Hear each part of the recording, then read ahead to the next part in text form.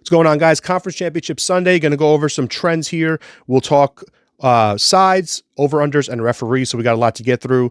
For transparency, wildcard weekend was amazing. We won almost every game. I think we went 6-1 or 7-1. Divisional weekend, 0-4, got smoked, was wrong on every game. Had three, this is the important thing about betting. People think it's so easy. I had three of the teams that won the game right, but none of them got the cover for us. So 0-4 against the spread. For this weekend, keep it light. This is not the time to start hammering. I saw people hammering plays on Sunday. They all lost. Every big play was on the Bills. They all lost. We just had a regular play on it. If you have profit, we have a great profit for the NFL season. If you have profit, protect it. Take it into next season. Don't go crazy these last few weeks. So we'll start off with the referees. Sean Smith is headed to Baltimore. He's going to have Ravens Chiefs. All right. He's a big road referee, guys. Road team referee. All right. Road teams. He's the number one in terms of winning percentage for the road team. The number one referee in the NFL over the last 5 years. And in that time against the spread, they're 65%, 32-17 against the spread for the road team when Sean Smith is the referee. That is a notch for Pat Mahomes and the Chiefs. Lines up to 3.5 now. So maybe you want to take it with the hook. You also have excellent ATS trends of the Chiefs as an underdog. I think 16-4 in their last 20 as a dog. Mahomes has a bunch of underdog trends that you are obviously, all of his trends are really going to be great, unless he's like a double-digit favorite or something. But Sean Smith, very important. Clete Blakeman for the NFC game. He's a home team referee, so you have a contrast here, two different styles. Now, what's important to note is that home teams on the money line have a very high winning percentage, 66 or 67% when Clete Blakeman is the ref. But the Niners are minus 300 in this game. That's not a profitable angle to take. When you look at just favorites overall on the spread, they're not great. You don't have much profit. But when you look at the big favorites, this is where he thrives, Clete Blakeman. Teams -7 or more. All right, 29-19. They're 60% against the spread. That's what you have in this game. Now, this line could dip back. It was at 6.5 for a bit. It could dip back down. But as of right now, it would qualify for the referee trend -7 or more when Clete Blakeman's the ref, 29-19 against the spread. All right, now, a couple of the trends on the sides and totals. Let's start with the unders. You guys know we talk about unders all the time. We love unders. Unders are typically sharp in the NFL, but there's been a lot of mainstream coverage on that in the last few years.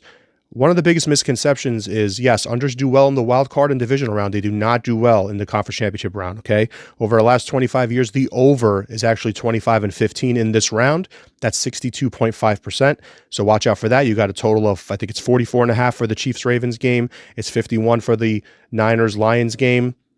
Listen, I could see the over. I like it personally more on the AFC game than the NFC game, but I could see both of those hitting. So just be careful with that. Secondly, second big thing to note, underdogs, okay? We love dogs. They typically fizzle out at this point, especially teams that are making maybe a run where they haven't been here before. Now, the Chiefs don't qualify, but the Lions do for that. But underdogs in general tend to fizzle out in this round. Favorites of 3.5 or more are 16-11, 50 against the spread, 59% last 20 years. So again, be careful with the underdogs. Now for the specific matchups, I mentioned earlier, Chiefs 16-4 ATS in their last 20 as a dog. 15 of those games, they won outright. I did not think they would win last week. They played an immaculate game offensively. They haven't looked that good offensively all year long. So something lit a fire under them for that game. Maybe it was the talk about Mahomes' first road playoff game. I mean, no one ever said he can't win it, but something lit a fire under them. They were amazing offensively. I don't know if you can expect that to happen again against the Ravens defense. Buffalo's defense was a bit banged up. I just didn't think the Chiefs would take advantage of it the way they did. The Ravens defense, obviously incredibly elite, the number one defense in the NFL. We'll see if they can continue. Now, speaking of the Ravens, they are an excellent first half team. They're 14-4 against the spread this season in the first half. That's number one in the entire NFL. And here's another tidbit. They're playing their fourth straight home game. Okay, so from the end of the season into the playoffs. This is important. Last year, I pointed this out with the Eagles. The Eagles were in this spot last year, playing their fourth straight home game in the NFC Championship game. Obviously, they won that game. So this is a spot where the last 10 times it's come up, the home team is 8-2 against the spread when they're playing their fourth straight home game. Okay, so that's something to keep in mind. In the end, it always comes down to what? The fourth quarter. And, you know, the Lions-Niners game is pretty similar, but there's some contrast here with the Chiefs and Ravens in the fourth quarter statistics. The Ravens are 22nd in the NFL in terms of how many points they allow in the fourth quarter. So their defense seems to teeter off as the game goes on, which makes sense since they're a great first half team.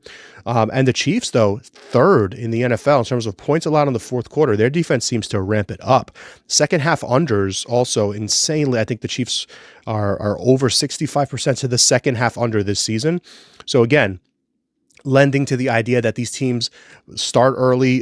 Kansas City seems to start early offensively, then dip down in the second half. Baltimore seems to start early defensively and then dip down in the second half. So kind of an interesting contrast there between those two teams. Super interesting game. On the other side, the Lions and the Niners. Detroit's on the road for this one after 2 straight home games. They're 8-2 against the spread in their last 10 road games. These are spots that they've been great in. 17-4 against the spread as underdogs under Dan Campbell. I mean, that's tremendous. Couple that with the fact that the Niners have lost 6 straight home games against the spread. Now, to be fair, their numbers are typically large or large point spread, so they win those games, but they tend not to cover them. To me, the key in this game is who can run the ball. Both secondaries are not good. All right, flat out. The Niners secondary at home all year has been bad. It's just been covered up by good offense. All right, the Lions secondary is dead last in the league, 32nd in the league. It's going to be who can run the ball. They both have excellent rushing offenses, and they both have, now the Lions have a better rushing defense, but they both have good rushing defenses. But the Lions second in the NFL in rushing defense. Whoever can run the ball to open up the pass in this game is going to succeed. All right, I think the Goff outdoors thing is a little bit overblown because we haven't seen, if it was against someone else, I maybe would buy it, but Purdy has not executed in the playoffs the way he did during the regular season. And you want to tell me it was the rain last week? We'll find out this week, I guess. The forecast doesn't seem to show much rain, but we'll find out what happens. But back to the rushing point, both of these teams have good rushing defenses, but great rushing offenses. They both average over 130 yards per game on the ground. This is important because this came up last year, again, NFC Championship with the Niners-Eagles. This has only come up, guys, 6 times in the last 20 years, where 2 teams meet in the playoffs that average over 130 rushing yards per game. The under is a perfect 6-0 in those games. So I gave you an over trend earlier. This is a statistical trend to the under. Okay, so kind of interesting there. I personally lean under on this game as we go into the weekend, and I lean over on the AFC game. That's personally how I'm looking to play them. Depending on which way the numbers go, we'll take a look before we finalize, but I would lean under on the Niners game. I would lean over on the Ravens game. Right now, I am leaning to the Ravens, although it's very difficult to bet against Mahomes with 3 in the hook. And Lamar Jackson in his career, once you go over 3 in the spread, he's very non-profitable against the spread once you eclipse the key number of 3. And in the other game, honestly, guys, I'm leaning a little bit to the line. I think the Lions could be sneaky in this one. +7, only because of what I just mentioned. They have a stellar rushing offense. And even if Goff has, not his best game, I feel like they could rely a little bit on the ground game in this one and keep it close. If you put the gun to my head, I still think the Niners win the game, but I could see it being a 3 or 4 point win or even a 6-point win for San Francisco. So keep all these trends in mind. They're good to have. Never bet based on one trend. That's not what we do, but they're just good information to keep in your back pocket, and they help round out your handicap. When you're looking at matchups, you have everything kind of centered in your head. Then you go look at the trends. Do they affirm what I'm thinking?